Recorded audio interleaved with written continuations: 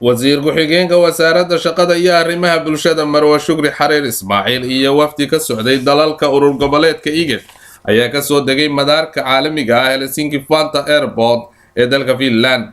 wasiiradda ayaa casuumad rasmi ah ka heshay wasaaradda arrimaha dibadda Finland taas oo kaga qaybgeli doonto shir caalami ah oo laga hadlayo arrimaha bulshada iyo nabadgelyada Geeska Afrika. wasiiradda waxaa madaarka ku soo dhaweeyay gudoomiye ku-xigeenka jaaliyadda Somaliland Cabdilaahi Rooble iyo xildhibaan Faysal Yuusuf iyo xubno kale oo badan oo jaaliyadda Somaliland ee dalka Finland. maray ka hadlaysay wasiiradda ujeedada safarkeeda waxay tidhi wax yar idinka iftiimiyo socdaalka halkan aan ku imi waxa uu dabada ku hayaa invitation aanu ka helay wasaaradda khaarajiga ama arrimaha dibadda ee dalka Finland.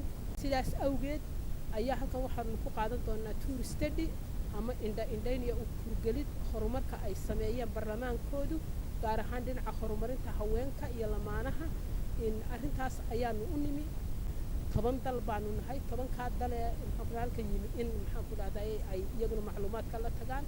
10ka dal waxa weeyaan dalalka ku bahoobe IGAD oo sagaalaha iyo Somaliland oo chance la siiyay in ay iyaduna maxaan ku dhahday dalahaan uga soo qayb gasho.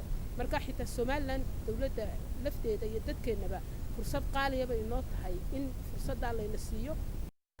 waxaa kaloo halkaasi hadalla soo dhaweyn u badan ka jeediyay gudoomiye ku-xigeenka jaaliyadda Somaliland Cabdilaahi Aadan Rooble iyo xildhibaan Faysal Yuusuf iyo xubno ka mid ah xubnihii soo dhaweeyay. waxaana ka mid ah hadalladoodii wasiir ku soo dhawow jaaliyadda Somaliland Finland idaaraddeeda iyo xubnaheeda. raxiim marka hore wasiirad ku soo dhawow wadanka Finland maanta tahay bishu 12 kusoo dhawow booqashadan rasmiga ku timid wadanka Finland. annagana farxad bay noo tahay inaad halkan noogu timaado adigoo ka socda dawladda Somaliland Geeska Afrika iyo Afrika oo dhan ba metelaya. marxii waxaan aad ugu faraxsanahay maanta ku soo dhaweyno garoonka diyaaradaha ee magaalada Helsinki wasiirka wasiirada golaha wasiirada waxaan u leenahay gacmo furan ku soo dhawaad hadaan nahay jaaliyadda Finland ee Somaliland. sidoo kale waxay wasiiraddu kulamo la yeelan doontaa jaaliyadda Somaliland ee wadanka Finland degan waxayna kala qayb geli doontaa xuska 18 May ee 23 guurada qarannimada Somaliland. aadan Yuusuf Cismaan, Home Cable TV, gagada diyaaradaha Helsinki Vantaa Airport.